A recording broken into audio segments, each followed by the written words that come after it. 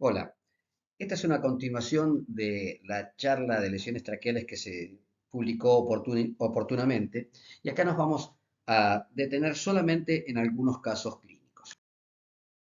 Bueno, esto es una endoscopía, ahí se ven las cuerdas vocales y en la tráquea subglótica se ve claramente en la cara anterior una lesión blanquecina, que es un granuloma subglótico, con cierto desplazamiento de la parte posterior de la tráquea, lo que genera una disminución crítica de la luz. De todas maneras, se puede franquear eh, esa lesión y nos encontramos con una tráquea que es de características normales. Entonces, en esta endoscopía se vio en la cara anterior esta lesión blanquecina, que es un granuloma subglótico, con cierto desplazamiento de la parte posterior de la tráquea subglótica, lo que genera una disminución significativa de la luz. Los granulomas en general, cuando están recién formados, se ven muy vascularizados y son muy sangrantes. Cuando ya llevan bastante tiempo de creados, se ven más blanquecinos.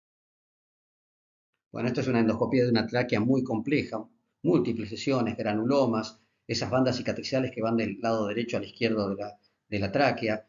Una vez franqueadas estas lesiones aparecen más granulomas de gran tamaño. Ahí hay uno blanquecino que aparece en primer plano, otro en la hora 11, y por debajo de estos granulomas siguen habiendo lesiones. Una tráquea muy compleja, con múltiples lesiones, pese a lo cual se pudo abordar con endoscopía intervencionista, solucionar el problema y decanular al paciente. Entonces, acá tenemos un detalle, en hora 9 un granuloma, las bandas cicatrizales que conectan la pared derecha de la tráquea con la izquierda.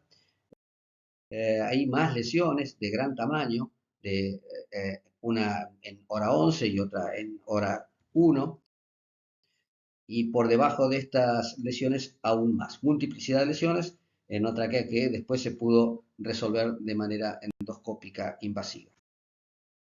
Bueno, aquí en endoscopía estamos en la región supraglótica, ahí están las cuerdas vocales y una vez franqueadas las cuerdas vocales nos encontramos con una estenosis subglótica crítica. Fíjense que aquí quedó reducido la luz de la tráquea, con un tejido cicatrizal muy organizado, una lesión que no fue franqueable por endoscopio.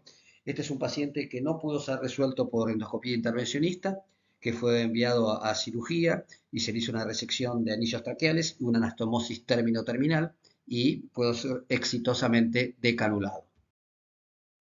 Nuevamente, en imagen endoscópica de las cuerdas vocales, franqueadas las cuerdas vocales, nos encontramos ahí una estenosis traqueal, más o menos en tercio medio de la tráquea, se ve perfectamente la imagen, una estenosis concéntrica, y hay otro orificio que se ve por arriba, que es el orificio por donde estaba colocada la cánula de traqueostomía. Esta es una paciente que había estado traqueostomizada y había desarrollado una estenosis traqueal.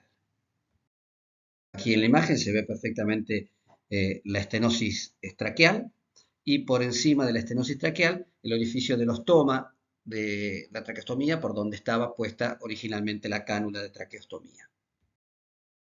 En esta endoscopía se ve la luz traqueal y por debajo de la luz traqueal, en hora 7, se ve un orificio del cual parece venir saliva. Y exactamente lo que viene es saliva porque ese orificio corresponde a una fístula tráqueo-esofágica. En esta imagen se ve con claridad la luz traqueal, por debajo de la luz traqueal un orificio que corresponde a la fístula tráqueo-esofágica. Aquí estamos en la tráquea subglótica por debajo de las cuerdas vocales y ahí se ve una lesión blanco-nacarada que parece una pieza dental, pero en realidad es un granuloma de características importantes que ocluye prácticamente toda la luz subglótica. A esta paciente se la mandó a endoscopía intervencionista y esto es el resultado tras la resección del granuloma. Fíjense que se despejó la luz traqueal, ahí en el fondo se ve una cánula de traqueostomía fenestrada. Bueno, se pudo repermeabilizar la vía aérea y la paciente fue exitosamente decanulada. Imagen endoscópica de las cuerdas vocales. Cuando franqueamos las cuerdas vocales, encontramos la luz traqueal totalmente sustituida por tejido cicatrizal. No hay luz traqueal. ¿De acuerdo? Completamente sustituida la luz. Este paciente también fue sometido a endoscopia intervencionista, se resecó esa lesión, se le colocó un Montgomery y se le pudo resolver el problema. Bueno, y aquí tenemos cómo son las imágenes antes y después de la endoscopía intervencionista. Esta es una paciente que tenía profusos granulomas subglóticos en la cara anterior, parecen como si fuera un racimo de uvas, y estos le causaban una disminución de la luz traqueal mayor al 50%. Fue abordada con láser y estas son las imágenes post-endoscopía donde se ve que se repermeabilizó completamente la luz. Este es un caso especial. Es un paciente que se le hace una endoscopía y se ve que tiene un granuloma en la cara anterior subglótico de importantes dimensiones que provoca una oclusión de la luz importante. Eh, por lo tanto, se solicitó evaluación por endoscopía intervencionista. A este paciente se le puso un tratamiento contra reflujo gastroesofágico porque los granulomas subglóticos pueden estar generados por reflujo gastroesofágico.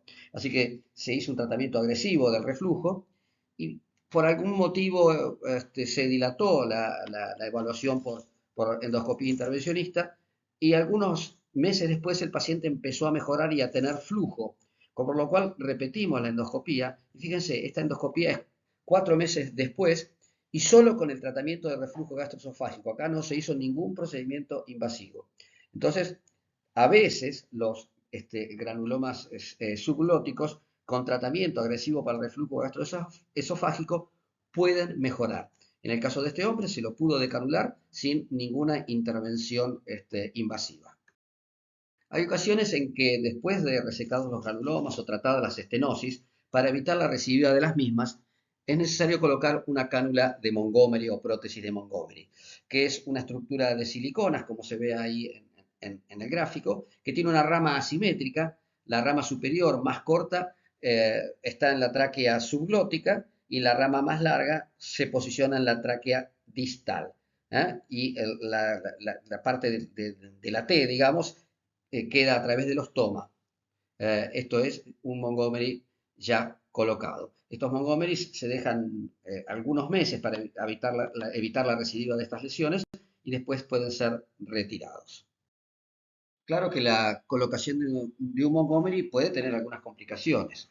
Esta es una paciente que tenía un importante granuloma subglótico en la cara anterior con disminución de la luz significativa, así que se la sometió a resección de este granuloma y se le colocó un Montgomery.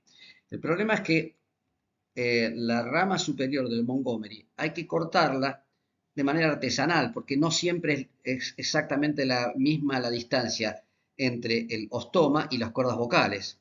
Y hay veces que esta rama superior queda larga y, como en este caso, impide el cierre cordal. Y esto es un problema porque el paciente no solo está severamente disfónico, sino que al tener mal cierre cordal, esto lo lleva a peligro de aspirarse. Otra de las lesiones que se ven con cierta frecuencia es el colapso excesivo de la tráquea. El colapso excesivo de la tráquea es una disminución de la luz traqueal de más del 50% que ocurre durante la expiración forzada. En el colapso dinámico de la tráquea, si la tráquea no tiene traqueomalacia, lo que colapsa es la parte posterior. La parte anterior, que es la parte cartilaginosa, si el paciente tiene solo colapso excesivo de la tráquea, no se mueve. Acá vamos a ver una imagen de colapso excesivo de la tráquea. Van a ver, ahí la parte cartilaginosa no se mueve, está quieta y sin embargo la parte membranosa, la parte posterior de la tráquea, es la que se mueve. Y fíjense que cuando aumenta la demanda ventilatoria, cierra casi completamente la luz. Fíjense que ahí se desplaza y casi toca la parte posterior con la anterior de la tráquea. Y ahora nos vamos a meter en el bronquio fuente derecho y van a ver que el bronquio intermedio colapsa tanto o más que la parte membranosa de la tráquea. De hecho, algunos autores para clasificar la severidad del colapso lo hacen no en la tráquea, sino en el bronquio intermedio. Este es el bronquio izquierdo, que colapsa mucho menos, y ahora nos vamos a ir retirando, fíjense el colapso que tiene, y cuando nos retiramos encontramos una segunda lesión traqueal, que es esa que se ve ahí en la cara anterior, que es un granuloma traqueal. Bueno, aquí tenemos una imagen endoscópica de una tráquea, donde no tiene excesivo colapso, y a veces en el diagnóstico de colapso excesivo de la tráquea, el diagnóstico por imágenes puede ser de mucha utilidad. Entonces, esta es una tráquea y el correlato de imagen sería esa imagen tomográfica. Ahora vamos a mostrar una imagen de colapso excesivo de la tráquea, donde colapsa la parte membranosa de la tráquea, la parte posterior, con una disminución muy importante de la luz. Y fíjense que esto tiene un correlato en las imágenes, en la tomografía computada, como se ve en esa imagen abajo a la derecha. Es decir, que a veces el diagnóstico de colapso excesivo de la tráquea puede hacerse sin recurrir a la endoscopía. Como habíamos dicho, en el colapso excesivo de la tráquea, lo único que colapsa es la parte membranosa de la tráquea. Si nosotros, como en esta imagen, vemos que colapsa no solo la parte posterior, que es la parte membranosa de la tráquea, sino la parte anterior, que es la que tiene cartílagos, esta es una tráquea que tiene malasia, porque la malasia se define como la alteración y debilidad de los cartílagos traqueales. Si no hubiera malasia, la parte cartilaginosa de la tráquea no hay chance de que colapse. Y la traqueobroncomalacia con frecuencia se acompaña de agrandamiento de las estructuras, lo que se conoce como traqueobroncomegalia. En la imagen de arriba a la izquierda es un corte axial donde se ve que el tamaño de la tráquea está muy aumentado. Fíjense que en el corte coronal y en el corte sagital también se ve una tráquea de gran tamaño. Entonces esto es traqueobroncomegalia en un paciente que tiene traqueobroncomalacia. En ocasiones cuando un paciente está muy al límite de su decanulación o porque tiene alguna lesión traqueal que no es crítica, pero entendemos que puede traerle algún problema, o es un paciente que tiene alguna patología grave como enfermedad pulmonar obstructiva crónica y está muy en el límite de la decanulación, lo que hacemos es colocar un botón traqueal. El botón traqueal es una estructura que tiene una rama que sale por el ostoma y preserva el ostoma por el caso en que la maniobra fracase y haya que recanularlo. Y dentro de la tráquea queda una zona que tiene forma de media caña de siliconas que prácticamente no invade la luz traqueal. Entonces, estos pacientes se le pone un botón traqueal, muchas veces mejoran porque tienen la tráquea mucho menos invadida y nos da la tranquilidad de preservar el ostoma por si la maniobra fracasa y hay que recanularlo. Si nosotros ponemos un botón traqueal, el paciente está estable, pasan semanas, etcétera, y no tiene ningún inconveniente, bueno, decidimos entonces su decanulación. Esta es la imagen endoscópica de un paciente con un botón traqueal. Fíjense que la estructura del botón traqueal queda bien firme contra la parte anterior de la tráquea y deja la luz absolutamente libre. Es decir, hay veces que el paciente traqueostomizado, la traqueostomía le genera algún aumento de la demanda ventilatoria porque la luz está ocluida. Con el botón traqueal eso desaparece. Y nos da tiempo a ver si el paciente se mantiene estable, si no tiene ningún problema, entonces decidimos en diferido su decanulación. Bueno, con esto terminamos la charla, esperemos que haya sido de utilidad y me despido para ver si nos encontramos en charlas posteriores. Muchas gracias.